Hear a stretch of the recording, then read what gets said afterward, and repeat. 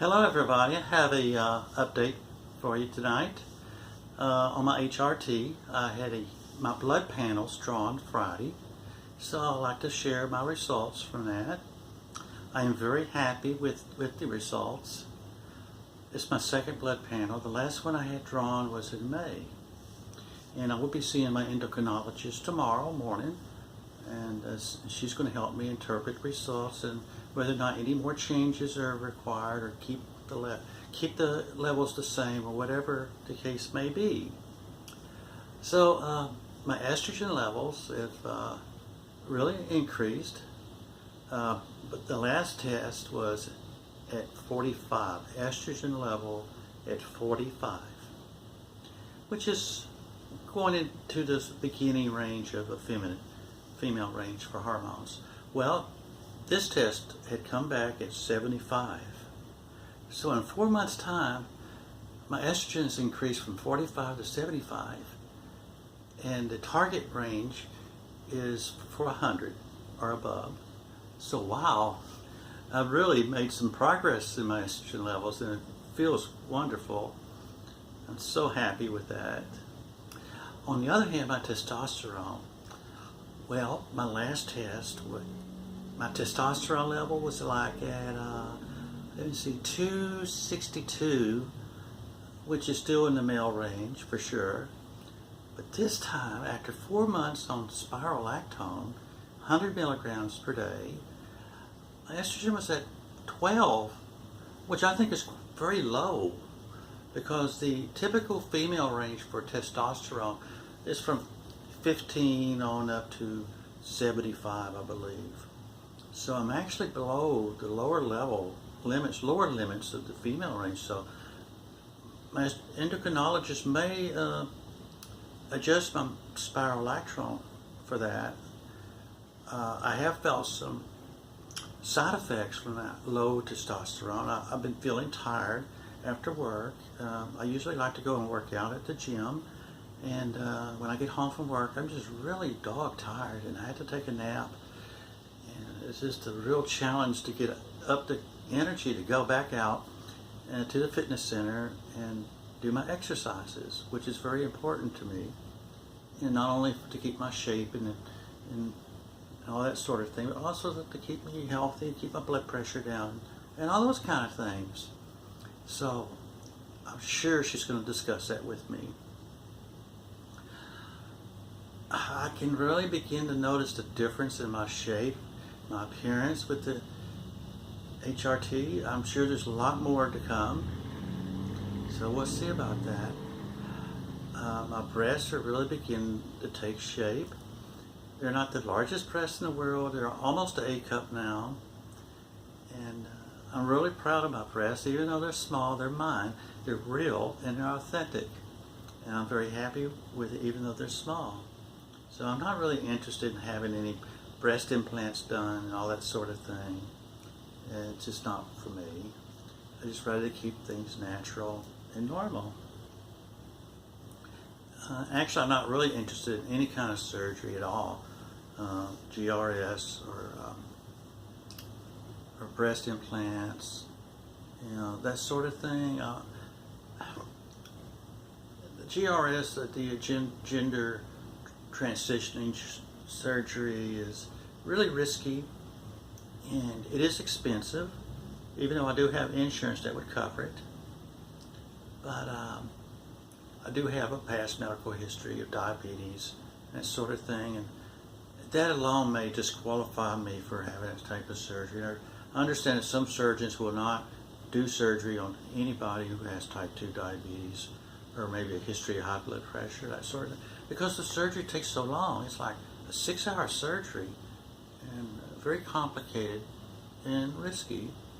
And there's always the risk that the outcome won't be ideal, that the vagina that's being created won't be as it should be, as it should look, or there could be nerve damage caused by the surgery that can't be undone.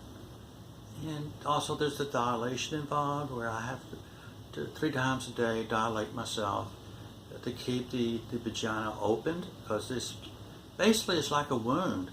that the body naturally wants to close it. So that's why the dilation is so important. And understand that that dilation is pretty much a lifetime deal, even though after a year or two, the frequency of it does decrease to from like 3 times a day, maybe, to once a day or once every other day after a couple of years. But still, I mean, that's like a really big commitment. And so I'm comfortable with what I have down there. It doesn't really affect my gender identity that much. But I'll keep that open-minded with that. Who knows, I may think differently about it later. But I need to be on the hormones for another 6 or 8 months before I could even think about doing that. The only other surgeries I may consider would be like facial feminization surgery, which unfortunately my insurance will not cover. This will be totally 100% out of pocket, and that's also very expensive too. It could cost well over $10,000. And I don't think I really need it, and besides, the hormone treatments over time will do facial changes. So, I'm seeing some changes already, but it'll be more changes to come. So I may just be perfectly happy with what I have in that area. The other surgery I may consider would be the HRT, which I think we all know what that is to remove the testicles. And the benefits of that would be your body no longer produces testosterone, which means taking spironolactone will be no longer needed, which I guess would be a good thing.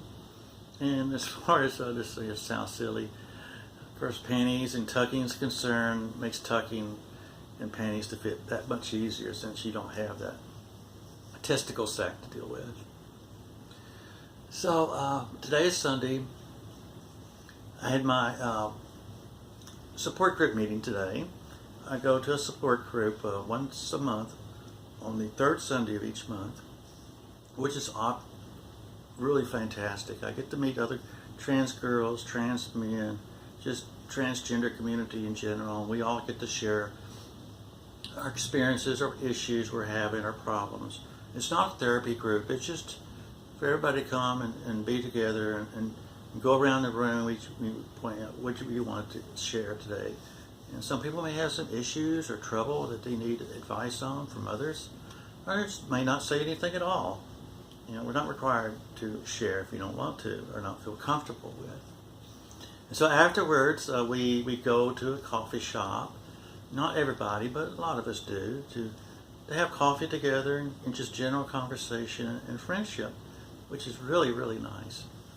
And so I just got home from that. So I'm really about ready to do my name change, my legal name change. And I may just prepare the documents later this evening and go by the courthouse on the way back from a doctor's appointment and file them. It's a really neat thing I want to do. It would allow me to change my name and my gender markers on my my driver's license, and also I can apply for a passport card, which is awesome. And one reason it really clears up any misunderstandings, like I'll be out shopping and I'll use a credit card, and sometimes the clerk will ask me for ID. Of course, I have my mail ID with my mail name on it, my mail picture, and the clerk will look at me and look at the card. Is this you? And I try to be lighthearted about it. I says, yes, it's me. Don't you think I'm an improvement over what the picture is? Usually, that's humorous, and the clerk will accept it and go through with the sale. But still, I just hate doing that. I just like everything to go smoothly whenever identification is required, especially like when I'm going out to the store, I'm buying a bottle of wine or some beer. Everybody gets carded, no matter how old or young or whatever. They just card everybody. And I hate doing that when I'm dressed, because I don't want people to get confused and be an issue over my ID or not. So there's a lot of benefits to getting the legal name change and the gender change. And to have my legal name change requires a court order, which is why I'm going to the courthouse to file papers. And the gender change usually requires a letter from your endocrinologist certifying that you're undergoing clinical treatments for gender change or that you've had surgery. And that's what my state requires.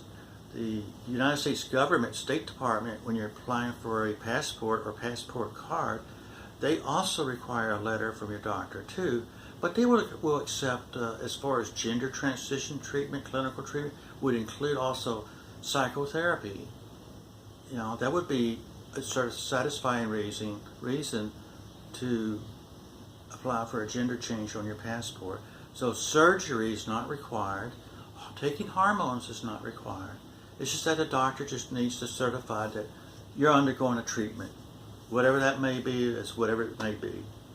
You know, the government don't ask any questions. As a matter of fact, the government prefers your doctor's letter to be short and direct to the point without a whole bunch of explanations. So that's a cool thing. Hopefully Trump won't change that requirement anytime in the near future. Well, that's about all I have to share. And I hope everybody's doing well. And I really appreciate you watching my videos. And if you want to leave a comment for me or a question, I'll be happy to answer them. Okay? Bye-bye.